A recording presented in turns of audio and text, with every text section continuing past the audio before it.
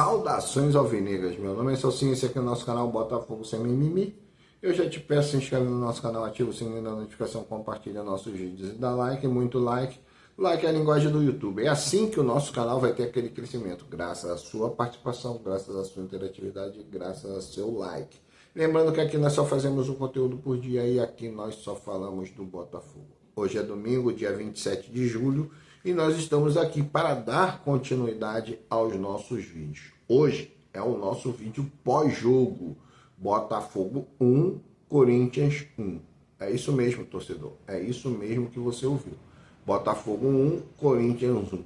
Nós tivemos a proeza de ceder um empate ao Corinthians no segundo tempo, né? Já no segundo tempo. E embora o nosso primeiro tempo tenha sido muito bom, muita intensidade, nós não conseguimos traduzir essa intensidade em resultado. Na realidade, conseguimos até fazer um gol, abrir 1-0, mas o volume de jogo do Botafogo era tão grande que se esperava ali pelo menos mais 1 ou 2 gols até. Eu até falei pro meu filho, pô, isso aí tá me cheirando aí que vai chegar em uns 2 ou 3-0 aí no primeiro tempo ainda.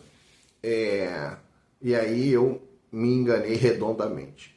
Então vamos fazer aqui essa análise. Você sabe que nos vídeos pós-jogo nós não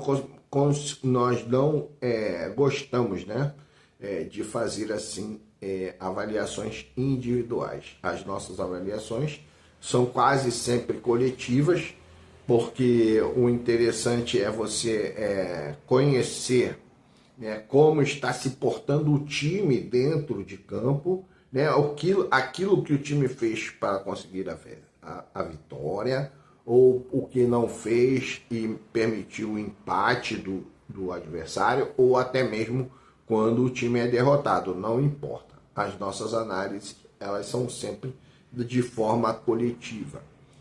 Interessa para a gente ver o time bem treinado, os jogadores executando aquilo que foi passado pelo treinador, e que o treinador também tenha aquela leitura, né, rápida para poder fazer uma modificação ou outra dentro das necessidades do time dentro da partida. Bom, então o que nós vimos? Nós vimos um Botafogo começar o jogo muito intenso, já de antemão, falando que a escalação para o início da partida foi totalmente assim surpresa para nós. Foi totalmente surpresa. Você lembra que aqui no canal a nossa escalação qual era? John, Vitinho, Caio Fernando, Alexander Barbosa, Alex Telles, Newton e Alan, Joaquim Correia, Savarino, Montoro e Arthur Cabral. Ele não entrou assim. Ele entrou com John, Matheus Ponte, a primeira modificação, Matheus Ponte, Caio Fernando, Alexander Barbosa, Alex Telles, Alan e Newton, ou Newton e Alan. Já na ponta direita, ele botou o Montoro na ponta direita. O Joaquim Correia, a segunda modificação, ou a terceira, né? Se você pegar que o Montoro sempre estava jogando pelo lado esquerdo, ele passou para o lado direito, já tomou ali uma terceira modificação, que a gente vai colocar assim, porque Montoro pelo lado direito, Joaquim Correia centralizado, ali no lugar do Savarino, fazendo a função do Savarino. Na ponta ele colocou o Nathan Fernandes. E lá na frente o Arthur Cabral. O Nathan Fernandes, desta feita, jogou pelo lado esquerdo. E você viu que pelo lado esquerdo ele produz um pouco melhor do que aquilo que ele produziu no lado direito. Das 2 vezes que ele entrou, o Nathan Fernandes, ele participou de 3 jogos, né? Nós estamos no 3º jogo com o Ancelotti, se não me engano. Contra o Vasco. Contra o Vasco, 4º jogo. Contra o Vasco ele entrou centralizado, né? Contra o Vasco ele entrou centralizado. Contra o Vitória ele entrou na ponta direita. Contra o Sport, ele entrou na ponta direita e agora ele entra na ponta esquerda. Então já se viu que colocar o Nathan Fernandes pela ponta direita, quer no primeiro tempo, quer no segundo tempo, é um desperdício. É uma substituição a menos. Ele não consegue jogar pelo lado direito, ele joga pelo lado esquerdo e até dentro de um aspecto tático no segundo tempo pode entrar como um centroavante de velocidade. Mas não é isso que nós queremos. Nós queremos que o Botafogo tenha um time onde não precise improvisar os jogadores. Onde não precisa improvisar os jogadores. Então entrou com o Montoro do lado direito, Joaquim Correia e o Nathan Fernandes. E lá na frente, o Arthur Cabral. O time entrou jogando com muita intensidade, recuperando a bola muito rápido. E o Corinthians, até por não ter nenhum tipo de entrosamento, porque a maioria dos jogadores eram reserva, e ritmo de jogo é importante. É diferente você treinar para você jogar. Tá? É diferente, o ritmo é diferente. No ritmo do jogo, você tem os adversários, você tem adversários diferenciados, você tem adversário com várias propostas diferentes e você tem que rapidamente se habituar. E sem ritmo de jogo, você não tem como se posicionar muitas vezes adequadamente. Então o Botafogo pressionou muito o Corinthians. O Matheus Ponte e o Alex Telles indo muitas vezes ao ataque, principalmente o Matheus Ponte, e daí a escalação do Álvaro Montoro pelo lado direito, para que o Álvaro Montoro procurasse um pouco o centro do campo para abrir espaço para o Matheus Ponte. O Matheus Ponte foi muitas vezes ao ataque. O Matheus Ponte participou muitas vezes de jogadas ofensivas, inclusive a jogada do gol. Mas o Botafogo ainda continua com a mesma dificuldade. Por quê? Quando se chega na linha de fundo, quando se chega na profundidade, quando se bota a bola na área, só tem o Arthur Cabral, não tem mais ninguém. Ninguém mais chega. Não tem aquela chegada dos homens que você joga para trás e os meias ofensivos chegam para finalizar. Não está tendo isso. O Botafogo está chegando na linha de fundo, está cruzando. Chegando na linha de fundo, está cruzando. E lá na frente só tem o Arthur Cabral dentro da área. Então é preciso ter mais gente. É preciso ter mais jogadas. Né? É preciso ter mais chegada dos homens de linha de frente para conclusão a gol. Então, numa dessas jogadas, o Botafogo acabou fazendo o primeiro gol. O Matheus Ponte recebeu numa triangulação lá, o Montoro com o Ponte e o Correia.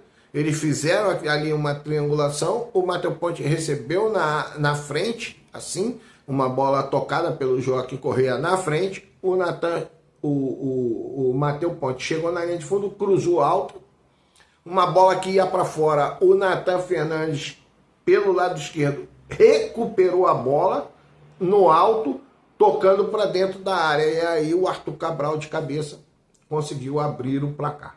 Mas, como eu falei, faltou muitas vezes uma jogada mais elaborada. Não é só... Porque você, quando vê isso, quando o treinador vê isso, qualquer treinador vai ver, cara, ele chega na área e cruza. Vamos estruturar melhor aqui esse posicionamento. Fala pro fulano se colocar assim, fala pro Beltrano.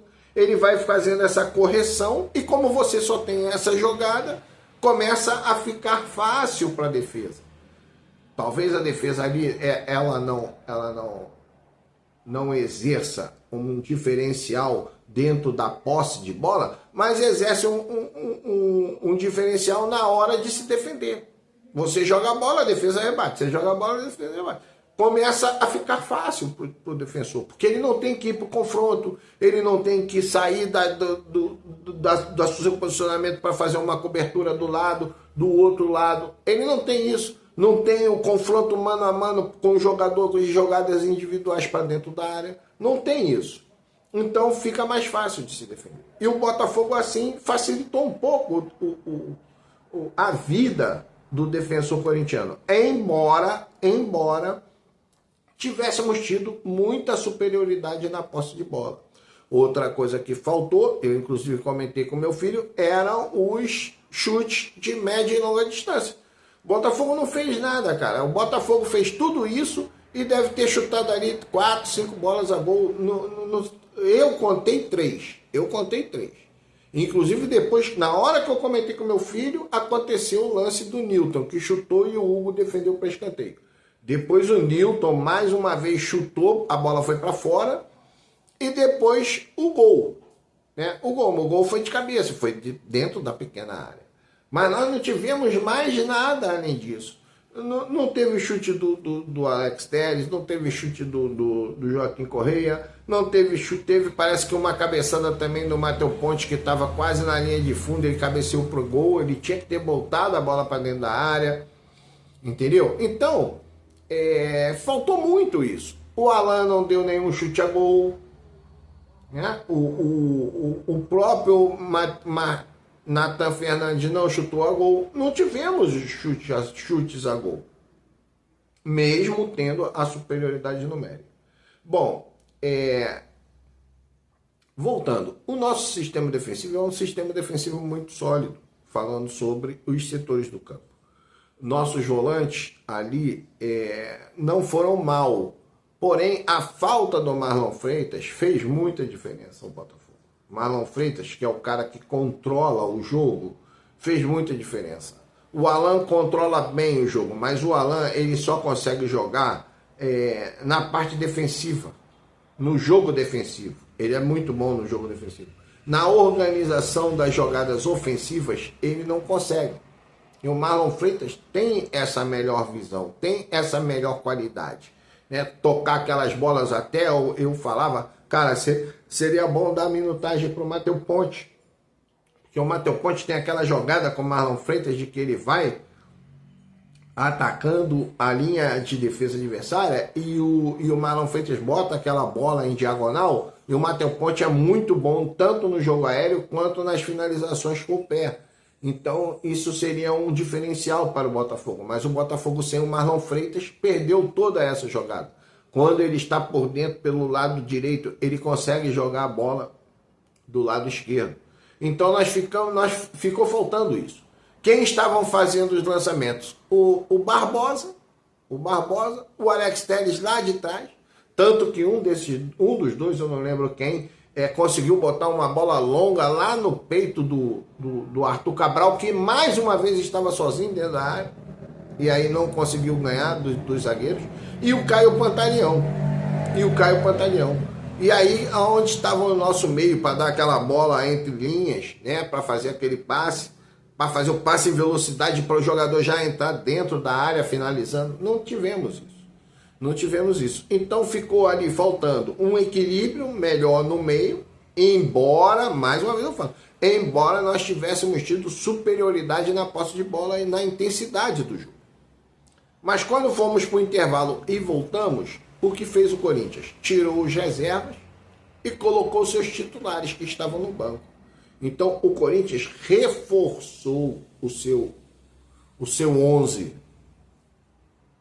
para o segundo tempo. Enquanto que o Botafogo esperou um pouco, eu concordo com essa leitura. Eu acho que não deve se mexer antes do adversário, principalmente quando você está em vantagem. Se você está em desvantagem, dependendo da sua desvantagem, você tem que mexer, não tem jeito.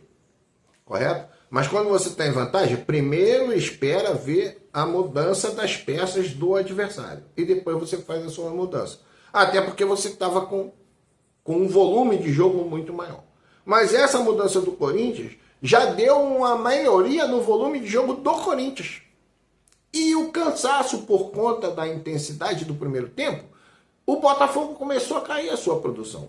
Então o que ele começou a fazer? Começou a fazer substituições. Botou lá o Santiago Rodrigues, botou o Savarino, né? Tirou o Nathan Fernandes, tirou o Joaquim Correia. E aí eu acho que não deveria ter feito dessa forma a minha leitura. E eu acho que ele também vai começar a fazer essa mesma leitura. Correto? Eu colocaria até o Cuiabano ali, ou até mesmo o menino Barreira, que depois ele colocou no final, né? Colocaria o Barreira para continuar dando intensidade. O O Santiago Rodrigues não é um jogador de intensidade, ele pode ter um bom controle de bola, bom domínio de bola, mas não é de intensidade. Eu acho que deveria ter mantido a intensidade, porque o Corinthians acabou tirando o lateral direito, que era reserva, colocou o Mateuzinho. O Mateuzinho é um jogador que é muito ofensivo, então você precisaria colocar alguém atrás do Mateuzinho para poder forçar o Mateuzinho a não atacar. E o Corinthians começou a dominar aí essa região do campo. Pelo lado direito, foi muitas vezes pelo lado direito, e depois botou o Bruno Bidon e o Anguilhere, né, pelo lado esquerdo, fez uma dobra em cima do Matheus Ponte, para evitar que o Matheus Ponte fosse ao ataque. Aí o Botafogo entra com o Vitinho, né, aí entra com o Cuiabano, que ele faz essa alteração, que foram as 4 alterações iniciais, né? Por último, ele colocou o Barreira, que foi a 5ª substituição. Primeiro ele colocou Savarino e o Rodrigues, o ponta, né? Santiago Rodrigues. Depois botou Vitinho e Cuiabano. E por último botou lá, já nos acréscimos, botou o Jordan Barreira. Então, o que dá a se fazer? Aí o que eu falo, tem que ter aquela leitura, né? Tem que ter a leitura. Primeira leitura que eu faço, o Nathan Fernandes, ele não necessariamente não pode ser titular, mas nós temos o Álvaro Montoro jogando por aquele lado. É melhor o Álvaro Montoro jogando pelo lado direito, pelo lado esquerdo, correto? É melhor do que o Nathan. Então você tem que jogar com o melhor. Então o Nathan Fernandes é um bom reserva para jogar do lado esquerdo. Correto? Para jogar do lado esquerdo. Isso já foi visto. Do lado direito não dá. Então essas são leituras e observações que o técnico precisa fazer. Você se lembra que nos jogos passados eu falava, cara, não dá para botar o Nathan pela ponta direita. Ele não tem drible, ele não tem 1 contra 1, ele só tem velocidade. Ele corre e chuta. E nesse caso aí ele nem corre nem chuta. Porque eu não vi ele dando o único chute a gol que eu vi ele dando foi contra o Vasco lá, que a bola estava ali e ele botou para dentro. Nos outros que ele tentou chutar, ele errou. Então, essa leitura tem que ser feita. Então, Nathan Fernandes, um bom reserva para o lado esquerdo. Não é o meu ideal. Você sabe que nos jogadores que eu falei que precisavam ser dispensados, inclusive o Nathan Fernandes estava dentro desse grupo aí. Nathan Fernandes, Mastriani, né? Então, cara, não é jogador. O Mastriani já mostrou que ele não tem nenhum tipo de reconhecimento pelo seu trabalho do treinador, porque não bota nunca. Então, cara, é lamentável. Tá fazendo ali no elenco, vai passar o seu tempo, vai voltar, porque ele está emprestado, vai voltar agora. Então, Nathan Fernandes, pelo lado esquerdo, na pior das hipóteses. Correto? O Alan jogando com um volante, com o Marlon Freitas. Nathan e Alan e Newton não dá. O Newton está se tornando um bom reserva. O Newton, para mim, também estava naquela lista dos dispensados. Mas como eu falei, eu sempre falo isso, muitos vídeos que eu falo. O Newton, por ser um jogador alto, ele aumenta a sua bateria antiaérea, ele dá força às jogadas aéreas que são dentro da área, da nossa área, e ele tem feito um bom trabalho. Então, está. Santiago Rodrigues, cara, não serve para manter a intensidade. O Santiago Rodrigues é como se fosse o Oscar Romero daquela época. Entendeu? Tá com o resultado ganho, precisa de alguém para tocar a bola, para poder descansar um jogador ou outro, você bota o Santiago Rodrigues. No momento, cara, não acertou. Precisa de mais de tempo? Vamos aguardar. O Savarino está mal. Joaquim Correa, a mesma coisa. Precisa de adaptação. Eu acredito que precisa de adaptação. Não é que sejam jogadores ruins. Não, mas precisam de adaptação. Então faltou esse tipo de situação para o Botafogo. E aí o Corinthians chega ao seu empate, né, e consegue levar isso até o final. Então, cara, empatamos o jogo, vamos torcer para que seja corrigido esses detalhes para o próximo jogo, que já é contra o Bragantino, né? Vamos ver como vai ser o Botafogo e Bragantino aí, vamos ver como vai ser o nosso comportamento, ok? Então, esse é o nosso vídeo pós-jogo. Você já sabe tudo, inscreve no canal, ativa o sininho, compartilha, tá? Faz comentário e um grande abraço, saudações alvinegras.